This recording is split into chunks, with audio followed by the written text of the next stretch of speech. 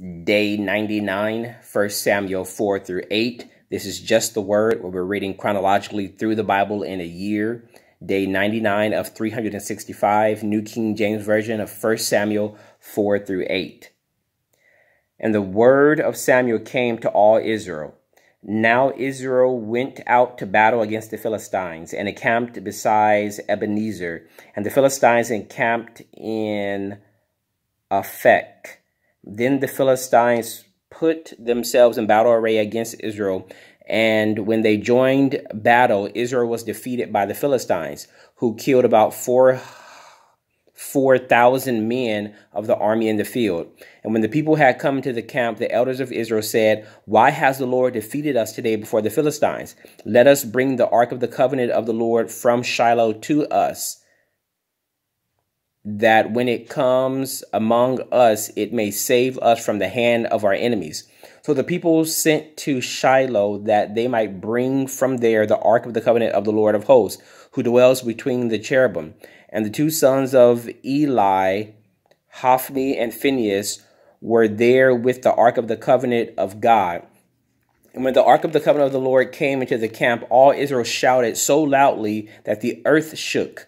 And when the Philistines heard the noise of the shout, they said, "What does the sound of this great shout in the camp of the Hebrews mean?" Then they understood that the ark of the Lord had come into the camp. So the Philistines were afraid, for they said, "God has come into the camp." And they said, "Woe to us, for such a thing has never happened before. Woe to us! Who will deliver us from the hand of these mighty gods? These are the gods who struck the Egyptians with all the plagues in the wilderness. Be strong and conduct yourselves like men, you Philistines, that you do not become servants of the Hebrews, as they have been to you. Conduct yourselves like men and fight." So the Philistines fought, and Israel was defeated, and every man fled to his tent. There was a very great slaughter, and there fell of Israel 30,000 foot soldiers. Also the ark of God was captured, and the two sons of Eli, Hophni and Phineas, died. Then a man of Benjamin ran from the battle line the same day and came to Shiloh with his clothes torn and dirt on his head. Now when he came, there was Eli sitting on a seat by the wayside watching, for his heart trembled for the ark of God. And when the man came into the city and told it, all the city cried out. When Eli heard the noise of the outcry, he said, "What does the sound of this tumult mean?" And the man came quickly and told Eli. Eli was 98 years old, and his eyes were so dim that he could not see. Then the man said to Eli, "I am he who came from the battle, and I fled today from the battle line." And he said, "What happened, my son?" So the messenger answered and said, "Israel has fled before the Philistines, and there was a great slaughter among the people. Also your two sons, Hophni and Phineas, are dead, and the ark of God has been captured." Then it happened, when he made mention of the ark of God, that Eli fell on the seat backward by the side of his gate, and his neck was broken, and he died. For the man was old and heavy, and he had judged Israel 40 years. Now his daughter-in-law,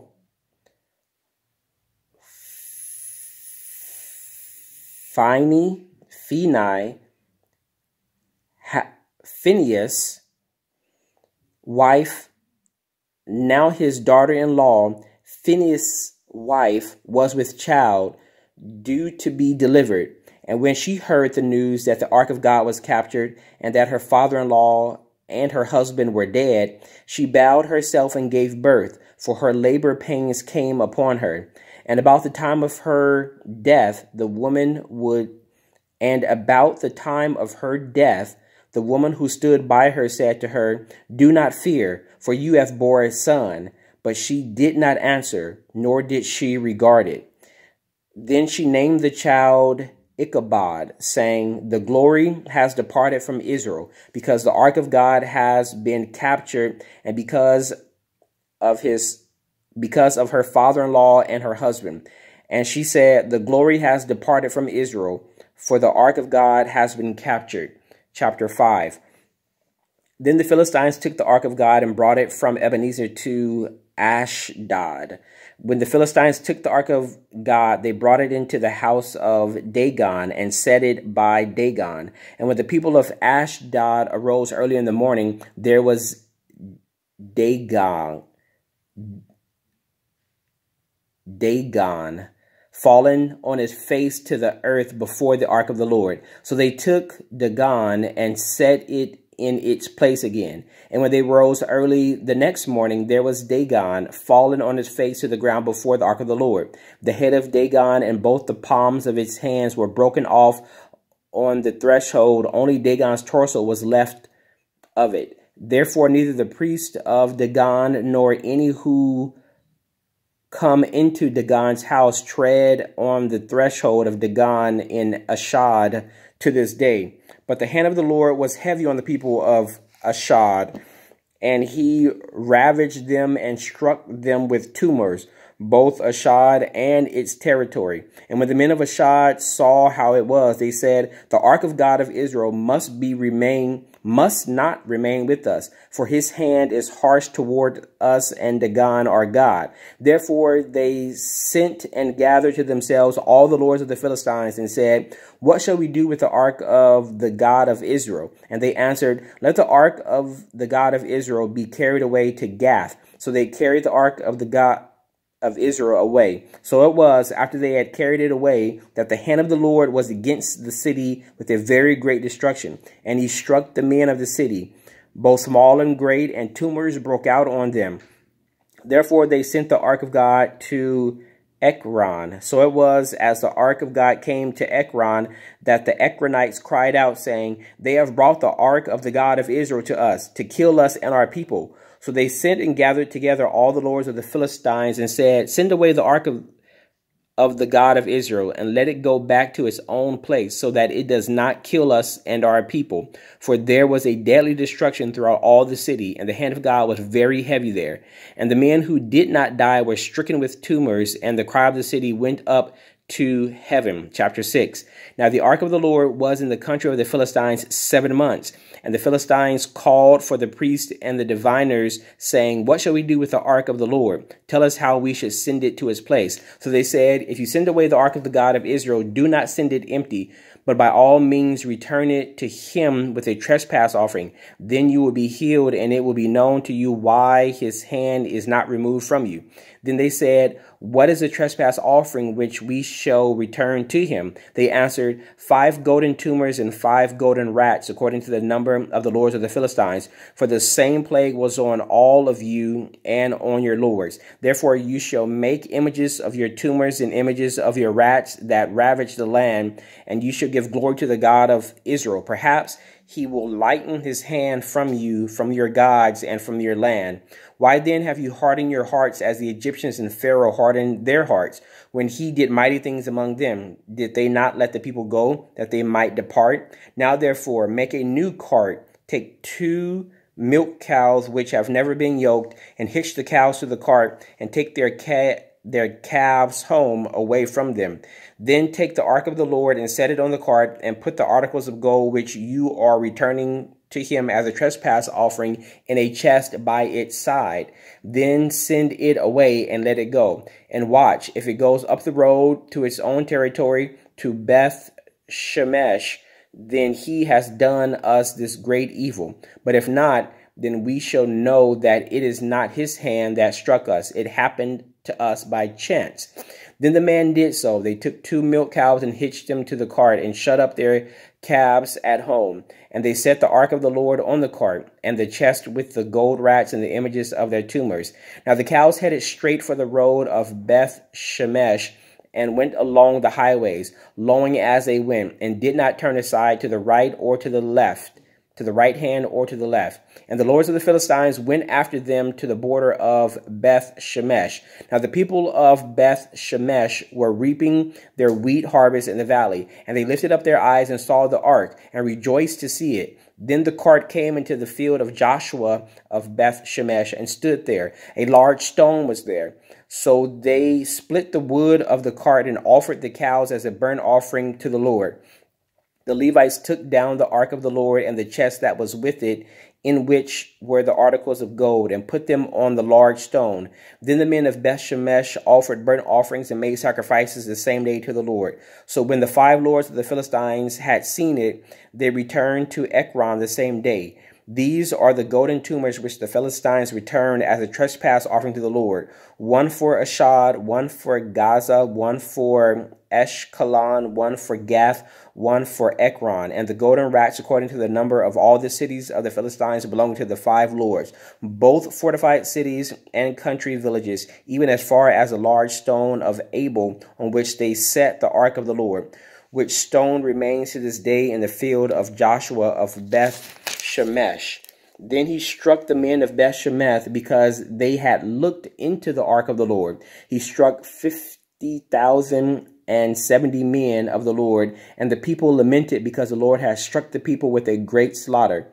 And the men of Beth Shemesh said, "Who is able to stand before this holy Lord God? And to whom shall it go up from us?" Then they sent messengers to the inhabitants of Kirjath Jearim, saying, "The Philistines have brought back the ark of the Lord. Come down and take it up with you." Chapter 7.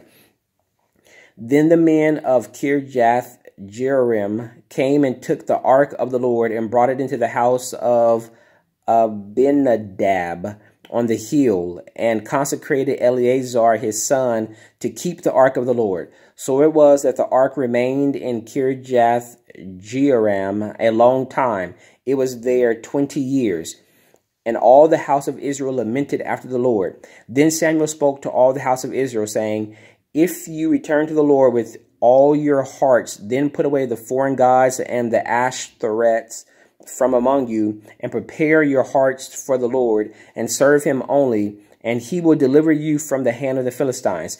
So the children of Israel put away the Baals and the Ashtoreths, and served the Lord only. And Samuel said, "Gather all Israel to Mizpah, and I will pray to the Lord for you." So they gathered together at Mizpah, drew water, and poured it out before the Lord. And they fasted that day and said there, "We have sinned against the Lord." And Samuel judged the children of Israel at Mizpah. Now when the Philistines heard that the children of Israel had gathered together at Mizpah, the lords of the Philistines went up against Israel. And when the children of Israel heard of it, they were afraid of the Philistines. So the children of Israel said to Samuel, "Do not cease to cry out to the Lord our God for us, that he may save us from the hand of the Philistines." And Samuel took a suckling lamb and offered it as a whole burnt offering to the Lord. Then Samuel cried out to the Lord for Israel, and the Lord answered him. Now as Samuel was offering up the burnt offering, the Philistines drew near to battle against Israel. But the Lord thundered with a loud thunder upon the Philistines that day, and so confused them that they were overcome before Israel.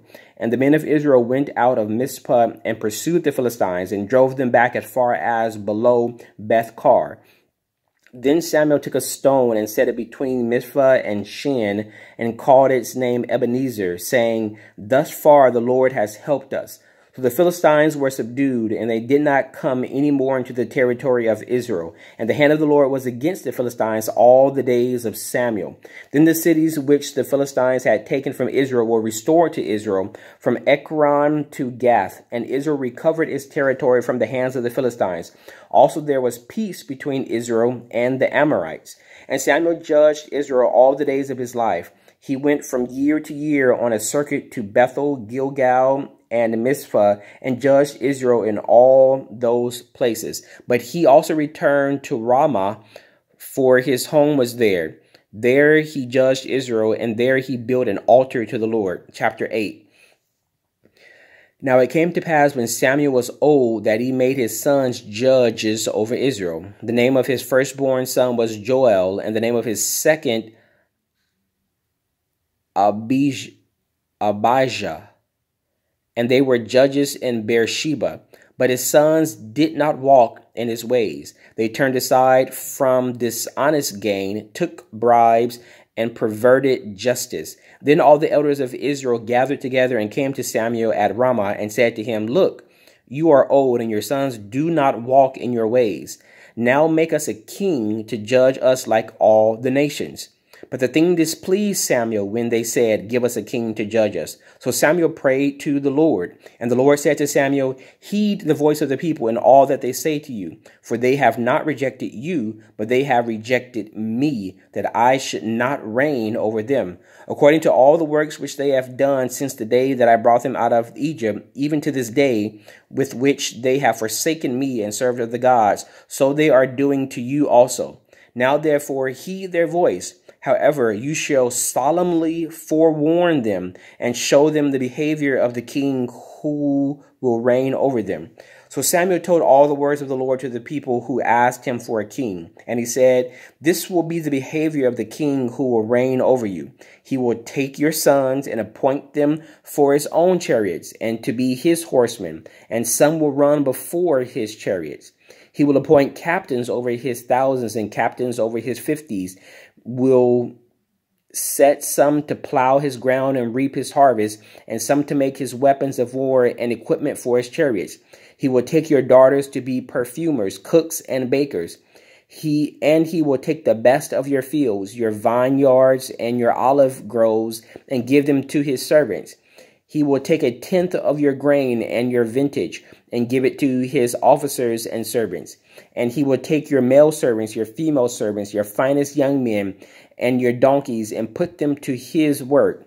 He will take 1/10 of your sheep, and you will be his servants. And you will cry out in that day because of your king, whom you have chosen for yourselves. And the Lord will not hear you in that day." Nevertheless, the people refused to obey the voice of Samuel, and they said, "No, but we will have a king over us, that we also may be like all the nations, and that our king may judge us and go out before us and fight our battles." And Samuel heard all the words of the people, and he repeated them in the hearing of the Lord. So the Lord said to Samuel, "Heed their voice and make them a king." And Samuel said to the men of Israel, "Every man go to his city." May the Lord add a blessing to the reading of the word. That was 1 Samuel 4 through 8, day 99.